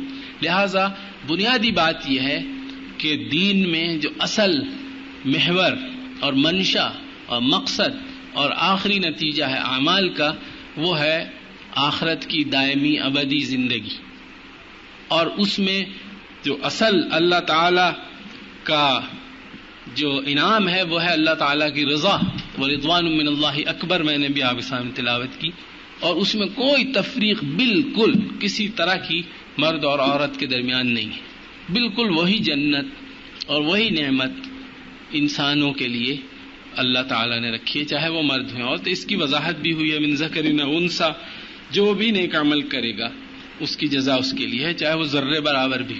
اب اگر تفصیلات میں کہیں کوئی ایک اسکیم میں کسی کو کوئی ذمہ داری دی ہے، کسی کو کوئی ذمہ داری دی ہے، اس سے کوئی ڈسکریمنیشن کا ہم نتیجہ نہیں نکال سکتے، اس لیے کہ ہم اس پورے معاشرت کو، تمام تعلیمات کو اپنے پرسپیکٹو سے جب دیکھتے ہیں تو اس میں کوئی فرق نہیں۔ اگر ہم ان کے پرسپیکٹو سے دیکھیں تو سب غلط ہے، پھر تو یہ نماز روزہ بھی غلط ہے، بہت کچھ غلط ہے، پھر آپ سب چھوڑ دیجئے، پھر یہ سب تھوڑا سا رکھنے کی کیا ضرورت۔ وآخر دعوانا الحمدللہ۔ جزاکم اللہ خیرا۔ ماشاء اللہ ڈاکٹر صاحب نے انتہائی پرمغز اور فلسفیانہ انداز سے گفتگو فرمائی، اللہ تعالیٰ آپ کو جزائے خیر دے۔ تو آپ کے ذہنوں میں اگر کوئی اس سلسلے میں کوئی سوال ہوں تو آپ بسم اللہ کیجئے، وقت بھی تھوڑا ہے۔ ہم یہ دیکھتے ہیں کہ ہمارے معاشرے میں ایک فیصلہ ایسا پیدا ہو چکا ہے جو مسجد کی اذان مانگ رہے ہیں، آپ نے کیا تجاویز دیں گے کہ ہم اس کو محدود کریں اپنے معاشرے میں پیدا کریں؟ ہم ہر معاملے میں اپنے جو ذرائع ہیں ان کی طرف رجوع کریں۔ انسان کو آزادی بھی دی ہے، بالکل دی ہے، لیکن بے محدود اور بے قیود آزادی نہیں ہے۔ اور اس آزادی کا ایک مصرف ہے، ایک مقصد ہے. ہمارے یہاں ہر چیز کو جج کرنے کا ایک پیمانہ ہے کہ زندگی کے جو مقاصد ہیں بنیادی ان کے تابع ہے وہ آزادی یا نہیں. تو ہر چیز کی طرف قرآن اور سنت اور جو ہمارے اپنے پیمانے ہیں ان کی طرف رجوع کرنے کے لیے ہمیں یہ چاہیے کہ ہم پہلے یہ بھی دریافت کریں کہ جو ایک دوسرے رخ پر فضا بنی ہوئی ہے اس کی آخر کیا حقیقت ہے، کیا بنیاد. جو کچھ آج کل یہ ایجنڈا ہے کائرو کانفرنس کا، بیجنگ کانفرنس کا، یہ نتائج ہیں. اس کے پیچھے پوری ایک 300 سال کی کوشش کھڑی ہوئی ہے عمارت. سوشیولوجی اور سائیکالوجی اور اینتھروپولوجی اور پتہ نہیں کیا کیا انسان نے سوچا ہے، لکھا ہے، پڑھایا ہے، ذہنوں کا آمادہ کیا ہے اور اس کے بعد اب یہاں تک پہنچے. تو ہمیں بھی بہت کچھ محنت اور کوشش، تربیت اور تزکیے کے بغیر اس مقصد کو حاصل نہیں کیا جا سکتا. اور ہمیں آزادی کے متعلق یہی بتانا چاہیے کہ ہمیں وہ آزادی چاہیے اور اس مقصد کے لیے چاہیے جو اللہ نے ہمارے لیے تجویز کیا ہے. اس میں تو کوئی شک نہیں کہ ہمارے معاشرے میں عورت استحصال کا شکار ہے، اور ان خواتین نے جو یہ نعرہ لگایا ہے کہ وہ ایسی خواتین کو آزادی دینا چاہتی ہیں، اس کے پیچھے ایک سوچ بھی کارفرما ہو سکتی ہے اور کچھ غلط فہمیاں بھی ہو سکتی ہیں. تو پھر جو پازیٹیو سوچ رکھنے والے ہیں، اسلامی پرسپیکٹو میں کام کرنے والے ہیں، ان کی پرائرٹی اس سلسلے میں کیا ہونی چاہیے؟ کہ پرائرٹی نمبر 1 یہ کہ جو اسلامی نقطہ نظر صحیح ہے اس کی وضاحت ہونی چاہیے، اور ساتھ ہی جو دوسرا نقطہ نظر ہے اس کی کمزوری بھی واضح کر دینی چاہیے. کہ بتانا چاہیے کہ جو آزادی مانگی جا رہی ہے اگر وہ اسی تصور کے تحت ہے، اسی اسکیم اور ایجنڈے کے تحت ہے جو مغرب والوں نے اختیار کیا ہے، تو اس کے نتائج ان کے ہاں یہ نکلے ہیں اور ہمارے ہاں بھی پھر یہ نکلنے والے ہیں.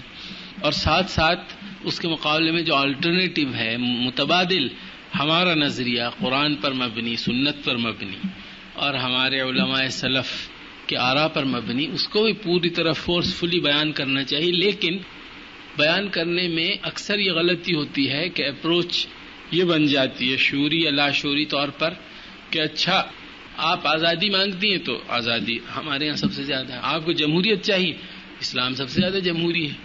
سائنس تو اسلام ہی کے پاس ہے. یہ جو ہے نا دوسرے ہمارا ایجنڈا نہیں بنا سکتے کہ وہ کچھ طے کریں. ان کے یہاں اسپورٹس شروع ہو گیا، جی حضور نے بھی اس میں حصہ لیا تھا. آپ اس لیے کہیے کہ آپ کو حضور مطلوب ہیں، آپ کو اسلام مطلوب ہے، آپ کو اسلام کے مقاصد مطلوب ہیں، آپ کو معاشرہ چاہیے، آپ کو آخرت چاہیے، آپ کو اللہ کی رضا چاہیے. اس کی طرف لوگوں کو لا کر اس کے بعد پھر بتائیں ہم کہ اس کی تفصیلات کیا ہیں ہمارے ایجنڈے کی. جو ہوتا یہ ہے کہ اگر ایجنڈا وہ بنائیں یا اسکیم وہ بنائیں اور پھر ہم اس میں لوگوں کو راغب کریں کہ جی جو وہاں ہے وہ یہاں بھی ہے، اس کا بڑا نقصان ہوتا ہے، خاص طور پر جب اسلام کی تبلیغ اس نہج پر ہو. اب آپ غور کیجئے کہ اگر کوئی مغربی معاشرے کا مرد یا عورت اس معاشرے سے بیزار ہے اور کسی متبادل راہ کی تلاش میں ہے، اب آپ اس سے ملیں اور تبلیغ کریں کہ نہیں یہ ڈیولپمنٹ، یہ اکنامک پیٹرن اور یہ ڈیموکریسی اور یہ فریڈم تو سب ہمارے یہاں بھی ہے. تو یہ ایسی ہے کہ جیسے آپ ایک مکان کو ناپسند کرتی ہوں اور اس سے چھٹکارا چاہتی ہوں، کوئی اور مکان تلاش کر رہی ہوں اور آپ کو میں ملوں بطور ایک پراپرٹی ایجنٹ کے، میں کہوں بالکل ایگزیکٹلی وہی مکان میرے پاس بھی آ جائیے، تو آپ تو نہیں پھر اس میں جائیں گی. مطلب یہ کہ آلٹرنیٹو ہونا چاہیے آپ کے پاس، اور اس کے لیے اعتماد ضروری ہے، اس کے لیے یقین ضروری ہے اور ایمان ضروری ہے. اور انشاءاللہ جب یہ ہوگا تو اس کے زور پر، اس کے نتیجے میں جب ہماری تبلیغ اور تلقین تعلیم کا اثر بھی ہوگا اور نظر آئے گا کہ جو ہمارے پاس ہے بہت سے پہلوؤں سے ممکن ہے اس سے ملتا جلتا ہو، لیکن اس کا جو بنیادی ڈھانچہ ہے، اس کی بنیادی اپروچ ہے، اس کے مقاصد ہیں، وہ بالکل الگ ہے. اور یہ ہو نہیں سکتا کہ وہ اپیل نہ کرے، اس لیے کہ اللہ تعالیٰ نے انسان کی فطرت میں ایمان رکھا ہے. انسان کی فطرت میں یہ ہے کہ وہ اللہ تعالیٰ کو پہچانے اور مانے اور اس کے سامنے سرنڈر کرے. تو ہم وہ چیز بتانے والے ہیں کہ جو انسانی فطرت کو ابھارنے والی ہے، اور وہ چیز بتانے والے ہیں جو انسانی فطرت کو کل کرنے والی، تباہ کرنے والی. لہٰذا انشاءاللہ جب ہم بات کریں گے بشرطے کہ ہم مروب نہ ہوں، یقین کے ساتھ، اعتماد کے ساتھ اور ایمان کے ساتھ ہم اپنے نظریے کو بیان کریں کہ آزادی کے متعلق ہمارا یہ نظریہ، خاندان کے متعلق. مثال کے طور پر میں ایک جملہ آپ کو بتاتا ہوں جو شاہ ولی اللہ رحمۃ اللہ علیہ نے لکھ دیا. اب آپ اگر غور کریں تو یہ ایک جملہ تمام چیزوں پر بھاری ہے کہ شوہر بیوی کے تعلقات کہ اسلامک اپروچ کیا ہے. ایک اپروچ یہ ہے کہ میری اپنی کمائی، میرا اپنا یہ، اور آپ کی اپنی کمائی اور آپ کا اپنا، اور آ جائیے مقابلے میں. کبھی میں بھاری کبھی آپ بھاری، اور اگر آپ نے زیادہ گڑبڑ کی تو پولیس ہے اور وہ فلاں NGO ہے، آسما جہانگیر کو میں بلا لوں گی اور یہ ہو جائے گا اور پولیس آ جائے گی اور یہ تم کر کے دیکھو. اب آپ ذرا سیریسلی غور کریں کہ اگر آغاز اس سے ہو، اس نہج سے، تو کیا ایک دن بھی، ایک رات بھی کوئی میاں بیوی سکون، آرام، راحت، اطمینان، خوشی، مسرت کا کوئی تجربہ حاصل کر سکتے ہیں اس نہج پر؟ آپ میاں بیوی کو چھوڑیے، میری اور ان کی دوستی اگر اس نہج پہ ہو کہ دیکھو اگر ذرا سا تم آگے بڑھے نا تو بس یہ ہے پسٹل میرے پاس اور ڈنڈا ہے اور اکھاڑا ہے جی، تو کیا انسان واقعی اس طرح کی مخلوق ہے کہ انسانوں کا مقابلہ ہمیشہ طاقت سے ہوتا ہے؟ یہ نہیں ہے. شاہ ولی اللہ نے فرمایا ہے کہ میاں اور بیوی کے تعلقات کا اصل جو گر ہے اور جو جڑ ہے وہ یہ ہے کہ وہ ایک دوسرے کے مفاد کو اپنا مفاد سمجھے. بس جب میاں بیوی کے مفاد کو اپنا مفاد سمجھنے لگے اور بیوی میاں کے مفاد کو اپنا، بالکل برابری ہے، اس میں کوئی اتھارٹی کی تو بات ہی نہیں ہے. اگر یہ اپروچ ہو، اور تمام انسانی تعلقات میں آپ حقیقتاً دیکھیے کہ جب تک سنسیئرٹی اور اخلاص اور الٹروئزم اور دوسرے کی بھلائی چاہنا، جیسا کہا گیا دین و نصیحہ، ہر سطح پر، چاہے بچوں کے ساتھ ہو، بڑوں کے ساتھ ہو، کاروباری شریک کے ساتھ ہو، ماتحت کے ساتھ ہو، حتیٰ کہ دشمن کے ساتھ ہو، اس کی بھلائی چاہنا، اس کا برا نہ چاہنا، جب تک یہ جذبہ انسان میں نہیں ہے تو دو انسان مل کے نہیں رہ سکتے. اور اگر انسان صرف طاقت کے بلبوتے پر ایک دوسرے کو ڈیٹر کریں by force, by share force, اور ایک دوسرے پر اپنی ول امپوز کرنے کی کوشش کریں، کبھی ان کا پلہ بھاری کبھی ان کا پلہ بھاری، تو یہ ایک بہت بڑا دھوکہ ہے. انسانی تعلقات اس سے زیادہ گہرے اور اس سے زیادہ ڈیپ چاہتے ہیں بنیاد قائم کرنا. یہی وجہ ہے کہ ہمیں نظر آتا ہے کہ کتنی طلاقیں اور کتنے جھگڑے اور کتنے مسائل اور کتنی نفسیاتی بیماریاں. آسٹریلیا میں اسٹیٹسٹکس یہ بتاتی ہیں کہ 35 سال کی عمر سے تجاوز کرنے والا ہر آدمی وداؤٹ ایکسیپشن وہ پلز کے بغیر سو نہیں سکتا. تو جب انسانی زندگی سے سکون نکل جائے اور اطمینان غارت ہو جائے اور سنسیئرٹی ختم ہو جائے اور ہر ایک اپنے حقوق کا علمبردار بن جائے، بچوں سے آپ نے کوئی بات کہی، ان کی بھلائی کی، تو ادھر سے پولیس آ گئی. ادھر سے آپ نے والد صاحب سے کچھ کہا، والد صاحب تو اول تو ہوں گے ہی نہیں گھر پہ، وہ بورڈنگ ہاؤس میں انہیں داخلہ دلوا دیا ہوگا. یا بیوی سے کہا، ادھر سے پولیس آ گئی، یا اور کوئی. تو یہ جو ہیں یہ انداز فکر ہمارا نہیں. اور میرے عرض کرنے کا مقصد یہ تھا کہ یہ انداز، یہ سوچ ان تمام نظریات سے مربوط ہے جو میں نے آپ کو جن کا بہت اختصار کے ساتھ ذکر کیا، اور یہ محض اچانک پیدا نہیں ہو گئی. جب انہوں نے مذہب کو خارج کیا تو اس کے ساتھ ہی انہوں نے اخلاق کو بھی خارج کیا، اس لیے کہ اخلاق یہ کہتا ہے کہ گڈ اور ایول ایک پرماننٹ چیزیں ہیں، کچھ چیزیں اچھی ہیں کچھ چیزیں بری ہیں، اور تمام انسان اس کے پابند ہیں کہ وہ اچھائی کو فروغ دیں اور برائی سے بچیں. تو انہوں نے کہا اس کو بھی باہر کرو. یہ اخلاق کے متعلق بے شمار فلسفے کہ اخلاق تو اصل میں نیٹشے اتنا بڑا جرمن فلاسفر ہے، وہ کہتا ہے کہ یہ تو کمزور آدمی نے ایجاد کیا ہے اخلاق، تاکہ وہ اسٹرانگ آدمی کو نیوٹرلائز کر سکے. ہم یہ کہتے ہیں کہ ایجاد نہیں کیا، اخلاق تو ہے اس لیے کہ اخلاق کی قدریں جب طاقت پکڑیں گی، جڑ پکڑیں گی، تو کمزور نہیں رہے گا. جیسا کہ حضرت ابوبکر صدیق نے اپنے پہلے خطبے میں ارشاد فرمایا کہ تم میں سے کمزور میرے لیے طاقتور ہے جب تک اس کا حق حاصل نہ ہو جائے، اور طاقتور میرے لیے کمزور ہے جب تک میں اس سے اس کا حق نہ لوں. مطلب یہ کہ یہ ایک بہت بیسک فلاسفی انہوں نے لے ڈاؤن کر دی کہ اس ملک میں، اس معاشرت میں، اس اسٹیٹ میں، اس سوسائٹی میں جو بالادستی ہے وہ اخلاق کی ہے. اب اگر ویک اس کا بینیفیشری ہے تو اسے ملے گا، چاہے وہ ویک ہو، چاہے وہ کمزور ہو، چاہے اس کے پاس پیسہ نہ ہو، عہدہ نہ ہو، اتھارٹی نہ ہو. اور اسی طرح اگر جو اسٹرانگ آدمی ہے اس کے پاس پیسہ ہے، عہدہ ہے، اتھارٹی ہے، لیکن اس کی اخلاقی پوزیشن ویک ہے تو وہ ویک ہو جائے گا. تو یہ وہاں ممکن ہے کہ جہاں اخلاق کو بالادستی، اور جب اخلاق ختم ہو جائے تو آپ جو مرضی دنیا کی لیجسلیشن کر دیجیے. اب آپ دیکھیے یہ خواتین جو قانون سازی کا مطالبہ کرتی ہیں، آپ قانون میں لکھتے چلے جائیے کیا ہوگا. قانون میں تو یہ بھی لکھا ہے کہ شریعت بالادست ہے، شریعت کے خلاف کوئی قانون نہیں بنے گا. قانون میں یہ بھی لکھا ہے کہ امر بالمعروف نہی عن المنکر کریں گے. یہ جو ممبران اسمبلی ہیں یہ بڑے فرشتہ صفت ہوں گے، اور یہ انسانوں کا بھلا چاہنے والے ہوں گے، اور یہ بہت ہی مخلص لوگ ہوں گے. ان کو راتوں کو نیند نہیں آئے گی ہمارے اور آپ کے مفاد میں. سب قانون میں تو دستور میں لکھا ہوا، آپ پڑھتے جائیے. جو اس کا پریمبل ہے، اس کے جو تمام پائس وشز اس میں سب لکھی ہوئی ہیں. لیکن کیا ہماری حقیقی زندگی میں اس کا کوئی نتیجہ نکلا؟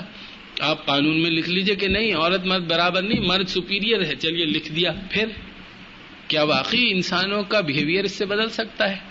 لہٰذا یہ ایک بہت بڑی غلط فہمی ہے کہ اس ایجنڈے کو اختیار کر کے جو کہ دوسری معاشرت کا ہے، دوسری تہذیب کا ہے، دوسرے عقیدے سے جس نے جنم لیا ہے، اور جس کے بدترین نتائج بھی سامنے ہیں، وہ کیا ہیں کہ انسانی زندگی میں سکون میں اضافہ نہیں ہوا، انسانی مسرت میں اضافہ نہیں ہوا، خاندان مضبوط نہیں ہوا، فیملی اسٹرانگ نہیں ہوئی، اور سب تتر بتر ہو گیا، اس کی شیرازہ بندی نہیں. اس کے بعد پھر ہم اسی کے لیے کوشاں ہوں تو یہ ایک بہت بڑی ناکامی کا راستہ ہے.